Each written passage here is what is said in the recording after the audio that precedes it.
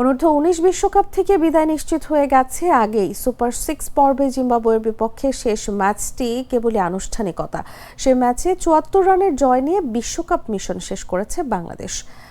হারারেতে জিম্বাবুয়ের সামনে লক্ষ্য ছিল 254 রানের। 48.4 ওভারে 179 রানে অল আউট হয় স্বাগতিকরা।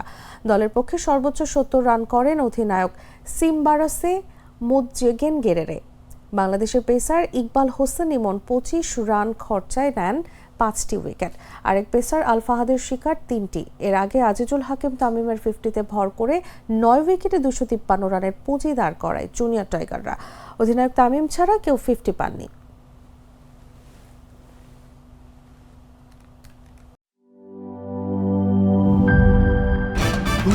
ভয় পাস না, এটা কসমিক ডোজ। শব্দের আরেক নাম কসমিক ডোজ। এর ওয়াল থিকনেস ও রিপ থিকনেস বেশি থাকায় এটাকে 50 বছরেরও বেশি। কসমিক ডোজ, নিশ্চিন্তে 50 বছর।